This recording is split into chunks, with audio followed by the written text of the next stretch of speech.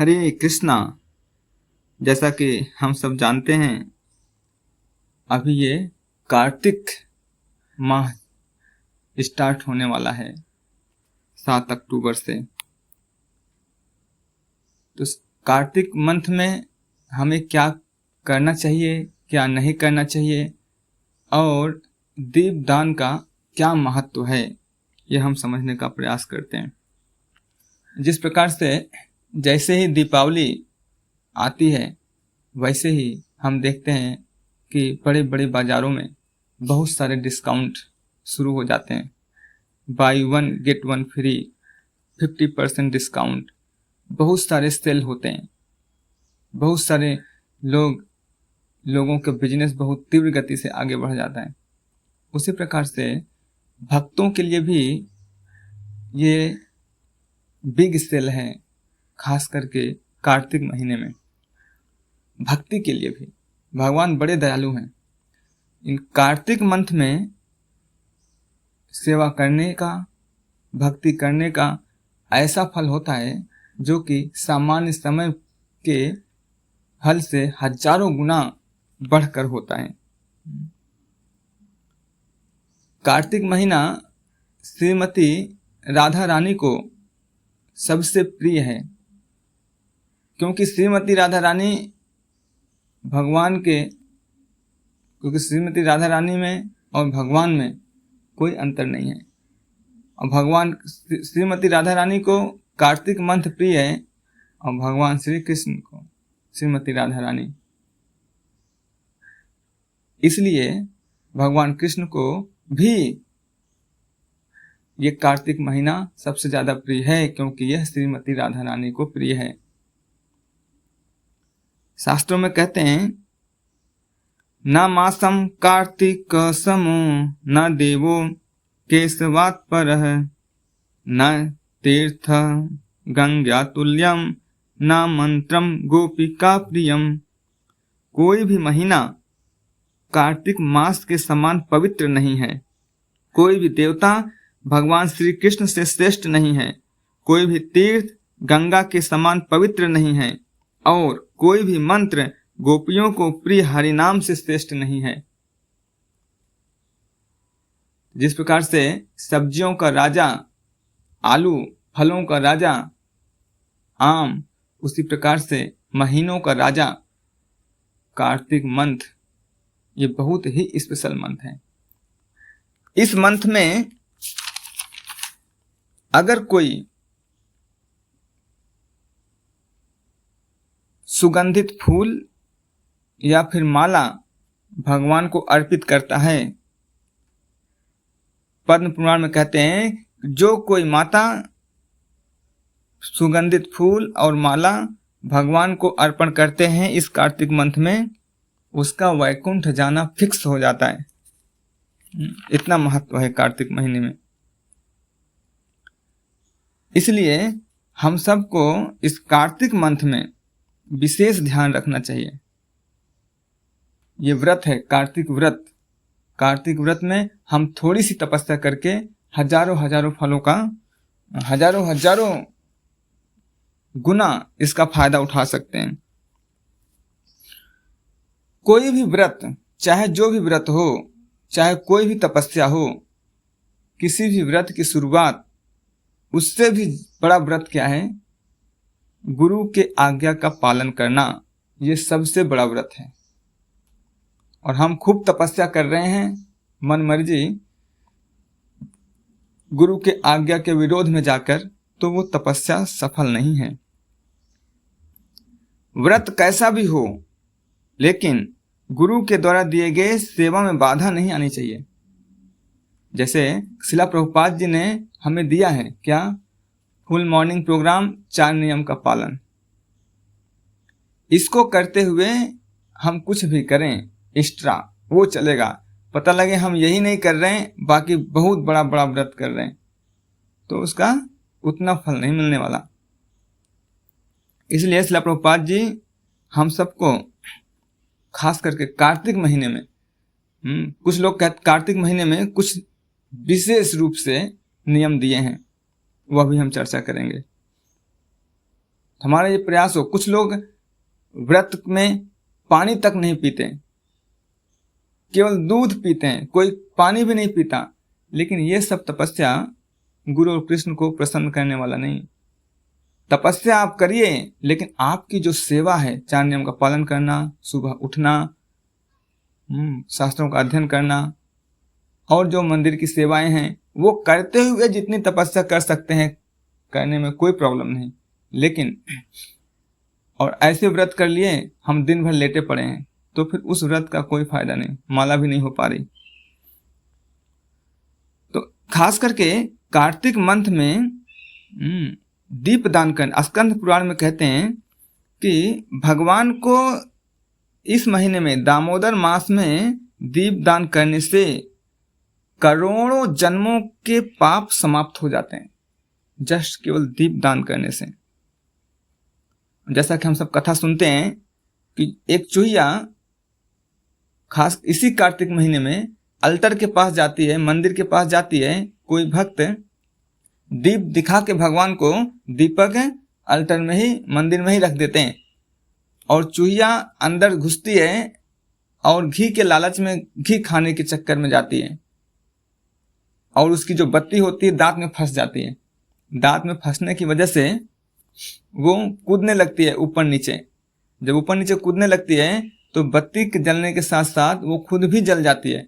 देखिए भगवान कितने दयालु।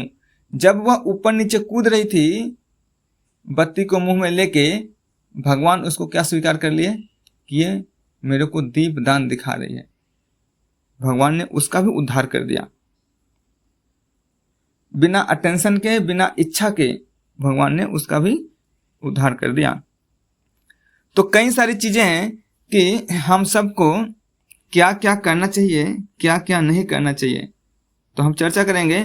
हम सबको कुछ चीजें तो जरूर करना चाहिए जो आज तक हमने किया नहीं किए हैं तो करें, जो कर रहे हैं वो करते रहें। कार्तिक मंथ में सबसे महत्वपूर्ण जो है सुबह उठने से है, ब्रह्म मुहूर्त में उठना। हर एक भक्त को अगर कार्तिक व्रत का पालन करना चाहता है तो उसको सबसे पहले शुरुआत क्या करनी होगी, ब्रह्म मुहूर्त में उठना होगा और ब्रह्मचारी का पालन करना होगा। आप कोई भी व्रत कर रहे हो, कोई भी व्रत, चाहे एकादशी व्रत हो, चाहे जन्माष्टमी व्रत हो, कोई भी व्रत हो, अगर उस व्रत में भी चाहे ब्रह्मचारी हो चाहे गृहस्थ हो, तो उस व्रत में ब्रह्मचर्य का पालन करना अति आवश्यक है। व्रत के समय स्त्री पुरुष संग करना बिल्कुल मना है। अगर हम स्त्री पुरुष संग कर रहे हैं तो वो व्रत का खंडन हो जाएगा, उस व्रत का कोई फल नहीं मिलेगा। इस महीने में विशेष कृपा है। इस महीने में, खास करके कार्तिक महीने में, भगवान अपराध को नहीं स्वीकार करते। कितना बड़ा गिफ्ट है। और हर एक भक्त को चाहिए कि अगर जो 16 माला कर रहे हैं वो 16 से ज्यादा कर सकते हैं, 32 कर सकते हैं, 64 कर सकते हैं, या फिर कुछ माला जरूर ज्यादा करना चाहिए इस मंथ में।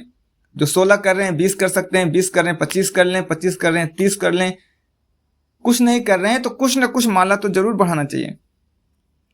मंदिर की परिक्रमा और तुलसी आरती करनी चाहिए। भगवान के विग्रह की वर्शिपिंग करनी चाहिए। खास करके इस महीने में जो उत्थान एकादशी आती है उसका बहुत अच्छे नियम से पालन करना चाहिए। हो सके तो निर्जला, नहीं तो फल फ्रूट से। शास्त्रों में तो कहते हैं रात में जगना चाहिए, लेकिन हम देख सकते हैं कितना कर सकते हैं। और एकादशी के अगले दिन, खास करके इस महीने में, एकादशी का रोज तो नहीं दे पाएंगे, लेकिन एकादशी के अगले दिन जरूर कुछ न कुछ दान दें भक्तों को, ब्राह्मणों को, या फिर प्रसाद खिलाएं।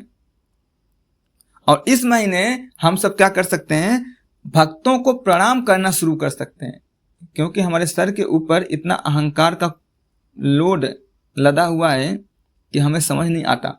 हमारा ये प्रयास हो कि हम डिसाइड कर लें कार्तिक मंथ से जिस भक्त को हम पहले देखेंगे उसको हम प्रणाम करेंगे।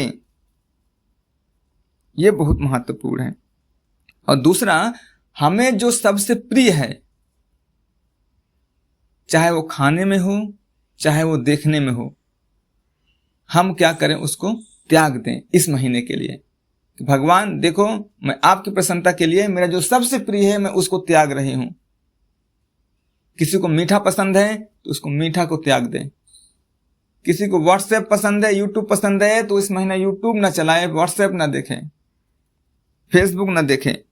किसी को पिक्चर पसंद है, खूब बिना पिक्चर देखे रह नहीं जाता, पिक्चर देखना बंद कर दे। किसी को गर्लफ्रेंड से बात करने की बड़ी इच्छा है, भैया 1 महीने नो टॉक, कोई टॉक नहीं। इस प्रकार से हम सब ये व्रत पूरा कर सकते हैं। शिला प्रभुपाद जी की कृपा से, शिला प्रभुपाद जी ने तो ये व्रत हमें 12 मास दे रखे हैं, ऐसा सिस्टम बना दिया शिला प्रभुपाद जी। शिला प्रभुपाद जी की कृपा से इस धरती पर ऐसी कोई संस्था नहीं है जिसमें इतने सिस्टमेटिक तरीके से प्रोग्राम हो रहे हों, रोज हो रहे हों, एक दिन नहीं। इस प्रकार से हम सब क्या कर सकते हैं, कार्तिक मंथ का पालन कर सकते हैं। ये इसलिए किया जाता है 1 महीना, ये नहीं केवल 1 महीने के लिए हो, क्योंकि हमारा संस्कार, हमारा भक्ति में मन न लगने का, भक्ति में जो मन नहीं लगता हमारा, उसका कारण क्या है कि संस्कार नहीं है, मन में संस्कार बना नहीं। भौतिक जगत में लोगों का संस्कार नहीं है, संस्कार स्त्री पुरुष संग करने में है, ऑटोमेटिकली वो बन गया है। लेकिन अभी हमें क्या करना है, उस कॉन्शियसनेस से, उस चेतना से, स्त्री पुरुष संग की चेतना से हटाकर हमें नया संस्कार बनाना है। इसीलिए भक्त लोग क्या करते हैं, इस महीना ज्यादा से ज्यादा प्रयास करते हैं, 1 महीना ठान लेते हैं मेरे को 1 महीना का व्रत करना है, 1 महीने नियम का अच्छे से पालन करना है, ताकि हम पूरे साल नियम का पालन करते रहें। कोई अगर 1 महीना सुबह उठ जाएगा तो उसके लिए आसान हो जाएगा पूरे साल उठना। इसलिए कम से कम 1 महीना का व्रत जरूर करें। इससे क्या होगा, हमारे संस्कार बनते हैं। जब हमारे संस्कार बनेगा, संस्कार से क्या बनेगी, वासना बनेगी। अभी हमारा जो वासना है भौतिक जगत में लिप्त है, वो संस्कार बन गए ना। बचपन से हम क्या कर रहे हैं, उटपटांग चीजें देख रहे हैं, इंद्री तृप्ति की चीजों को देख रहे हैं, वीडियो देख रहे हैं, यूट्यूब देख रहे हैं, आप आसपास गलत चीजों को देख रहे हैं। वो हमारे हृदय में एक निगेटिव, नकारात्मक संस्कार की एक मोटी परत जमा रखी है। लेकिन कार्तिक मंथ हमें अपॉर्चुनिटी देता है कि हम यहाँ पर 1 महीना इतनी अच्छी सी तपस्या करके इस पुराने संस्कार को हटाकर एक नया संस्कार बना दें, काम वासना को हटाकर प्रेम वासना में कन्वर्ट कर दें।